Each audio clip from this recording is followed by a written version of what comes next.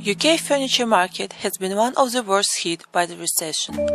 Total furniture sales are estimated to have declined by 5% in 2009 and 2010. Sales have been hit badly by the economic downturn over the last few years and slump in the UK market. However, most large specialist companies, notably IKEA, DFS and Dreams, performed well in 2009 and 10 in what was a very tough market. With only 18 shops in the UK, IKEA has the biggest market share. The collective share of sales held by all specialists is under pressure from non-specialists including supermarkets and online retailers. The furniture industry operates in an oligopoly market where the industry is dominated by a small number of major companies which compete really strong against each other. Currently industry worth £10.8 billion.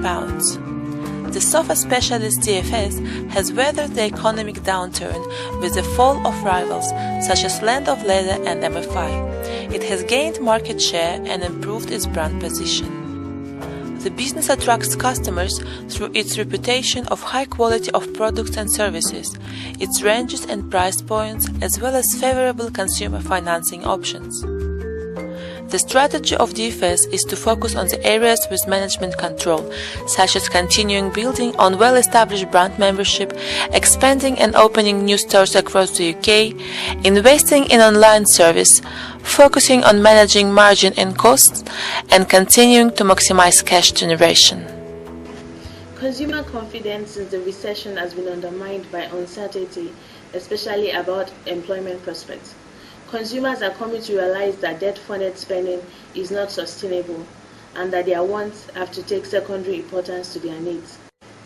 But it's not only consumers that have been affected by the recession. However, those that can afford it are keeping retail sales at remarkably high levels. Companies could adapt to the changing demands in the market by developing better segmentation strategies. They should consider developing high-end ranges for this category, rather than focusing entirely on low-priced furniture, which is currently the norm in the industry. Fears over austerity measures imposed by government means that people are now keeping a close eye on their spending. Consumers are reluctant to buy except they have saved enough money for what they want. The increase in VAT in January 2011 from 17.5% to 20% brought about a recovery in the industry, which had previously declined by 5% in 2009 and 2010. The furniture industry has always come under fire for its aggressive use of advertising to get consumers to buy their products.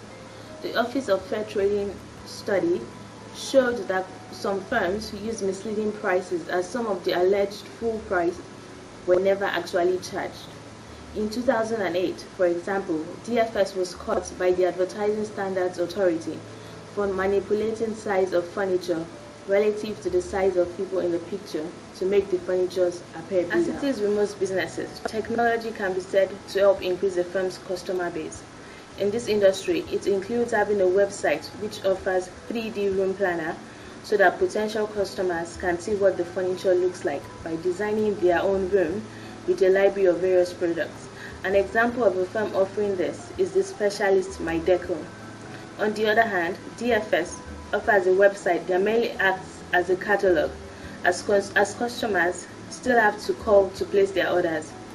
The growth of smartphones has brought about firms developing applications which allows consumers to browse and purchase furniture from their mobile phones.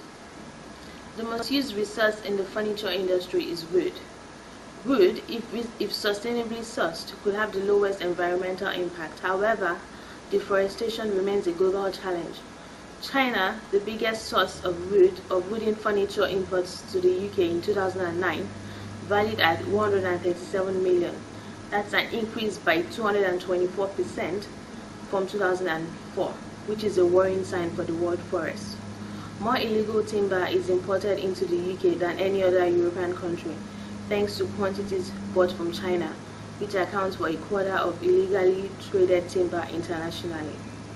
Leather, another common resource in this industry, is often sourced from countries where animal welfare laws are weak or not enforced, such as China and India. As it is rarely labeled with its country of origin, it is difficult to gauge the conditions it may have been produced in. This means that firms can get away with poorly sourced materials. Another thing is that it's important for furniture industry to develop recycling programs. In the furniture industry, subcontracting has been a common practice amongst furniture companies. There is a strong competition between individual furniture suppliers. Therefore, leading furniture companies such as DFS or IKEA have a choice between suppliers and can choose the cheapest one in order to provide low-cost product.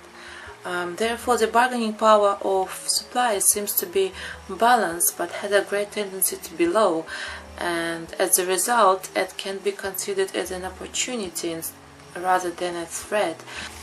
The Internet provides consumers with the ability to research different retails online and therefore gives them more choice and more power. There are many small, medium and large businesses that sell numerous types and kinds of furniture.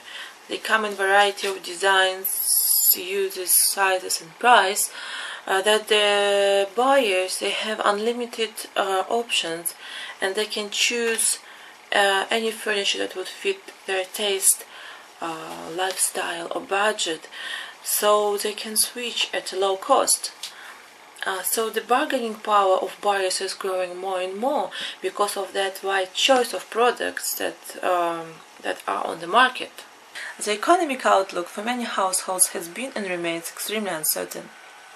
With the current state of the UK economy today and the housing crisis of 2008, customers now are more practical and have changed their spending priorities. There is a less brand loyalty among the market, and customers actually prefer to look around the number of stores and compare the prices. Therefore, there is no specific product that can be a substitute for the furniture.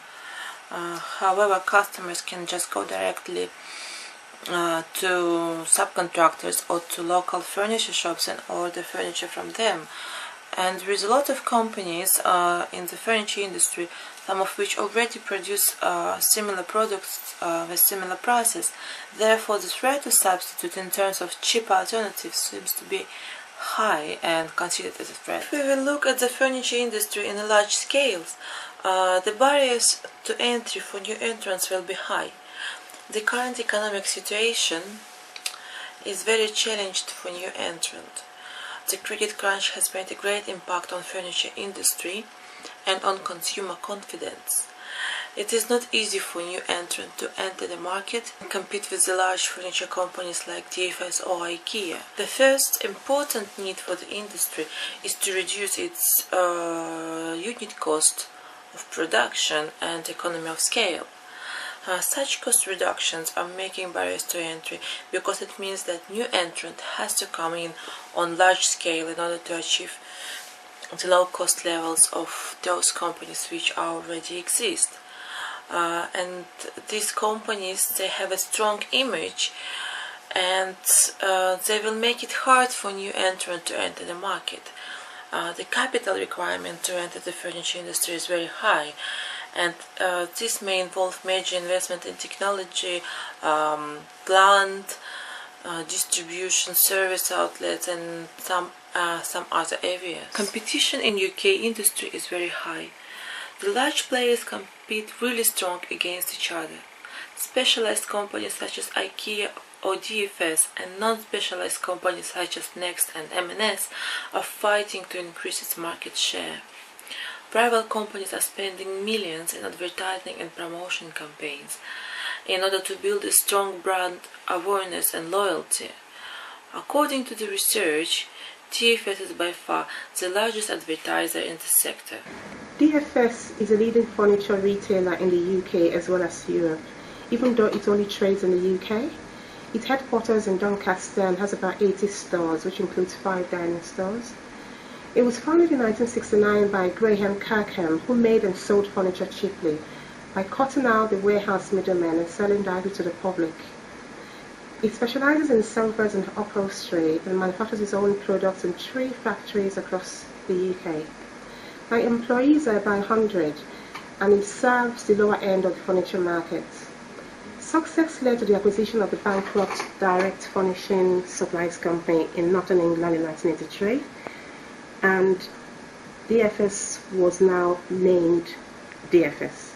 It went public in 1993, valued at 271 million, but got taken private again in 2004 amidst worries of profitability and competition. Eventually, it got sold to Advent International in 2010 for a reported £500 million. As at June 2011, the store stood at 80. Now, the strategy of this company is to supply products at low cost for the lower end of the furniture market. And it does this by excellently presenting the products in the store, offering interest-free credits as well as 10-year free guarantee, and constantly offering what it calls the DFS effect of offering goods on sale during its adverts. The strength of this business is that it offers a variety, quality, and affordability to customers. It has a strong brand image which could become international if it decides to go and cover the overseas markets. DFS designs and produces its own furniture in-house and offers customized options which are handmade to customer specifications. It has an excellent customer service from order to delivery and aftercare, and its workforce is viewed as its assets, which is evidenced through the excellent staff training and remuneration package it offers to its staff. Like every other business, DFS has weaknesses, and this includes the fact that its website doesn't facilitate online purchases. Its strategy of serving lower-end furniture markets ignores potential sales and profits from higher-end markets. Its strategy of made-to-measure products in store is not made apparent in its national adverts. There's no market presence in the rest of Europe, despite being the largest, or rather the leading furniture dealer in Europe. It's facing increased competition from non-specialist companies like Next and Marks & Spencer's, which could erode its success. In conclusion, DFS has a well-developed brand in the UK, and it should consider facilitating online purchases, expanding abroad to increase its customer base, developing the high-end range of furniture and expanding into producing office furniture. Now, all this will be possible because it's owned by venture capitalist Advent International, who has required capital to fund this. Thank you.